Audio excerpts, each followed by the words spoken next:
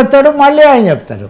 మళ్ళీ ఈ లోపల మన ప్రస్తుత చైర్మన్ గారు నాయుడు గారు వరుసగా ఈ మధ్య ఆయన మాట్లాడుతున్నారు, పింక్ డైమండ్ లేదు, బొంద డైమండ్ లేదు అంటున్నారు. సరే మరి చెప్పిన ఆయన రమణ దీక్షితులు గారు మొన్నటి వరకు ఆలయ ప్రధాన పూజారిగా ఉండి చేసిన ఏమనుకోవాలి?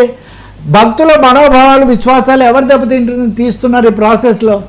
ఆయన వచ్చాడు, భయపడ్డాడు, లేకపోతే నాకు క్షమాపణలు చెప్పాడు, అది ఇదని మీరు చెప్తున్నారు. అంటే పూజారిని వెళ్ళిన వాళ్ళు గౌరవం అంతా ఏదో చూశారు, మంచి వచ్చాడు, అయిపోయిన దానికి అయిన పెళ్ళికి మేళాలలాగా దీన్ని ఇలాగా సాగదీసుకుంటూ పోయే కంటే పర్ఫెక్ట్. నేను చూసా, ఇప్పటికి కూడా బోలే బాబా పేరుతో అడ్వర్టైజ్మెంట్లు కూడా ఉన్నాయి, వాళ్ళ ప్రోడక్ట్స్ కూడా ఉన్నాయి, రకరకాలుగా ఉన్నాయి. ఇది ఇంకా ఒక పెద్ద విశేషం చెప్పనా, ఇవన్నీ ఎక్కడ జరుగుతున్నాయండి?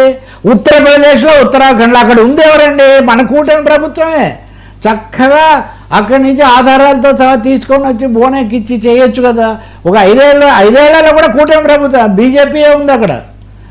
మరి మాట్లాడితే స్వాములు, పూజలు, విశ్వాసాలు ఇన్ని చెప్పేవాళ్ళు ఎందుకు ఇలాంటివి జరుగుతున్నాయి నాకు తెలియదు. కానీ నేను వైవి సుబ్బారెడ్డి ఆయన పిఏను, ఆయన ఎవరో సన్నప్ప ఎవరో ఆయన అరెస్ట్ చేశారు. ఆయన ఈయనకు సహాయకుడు కాదు, ఇంకేదో ఏదైతే ఏముంది. వైసీపీ వాళ్ళు కూడా నిన్న పేజీలు ఏమీ జరగలేదు. సార్ కల్తీ అనేది లేకపోతే అవినీతి అనేది అంతకుముందు ఉంది, వీళ్ళ హయాంలో చాలా ఎక్కువగా జరిగిందని వీళ్ళు చెప్తున్నారు. వీటిని మీరు సమగ్రంగా న్యాయ విచారణ ఏదో జరిపించి న్యాయస్థానాలకు వదిలేయండి.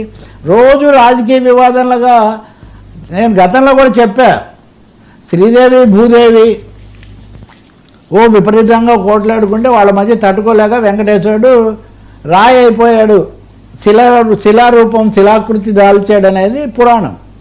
ఇప్పుడు ఈ వైసీపీ, టీడీపీ కనిపించకుండా బీజేపీ కనిపిస్తూ సేనాని వీళ్ళందరూ రోజు కొండ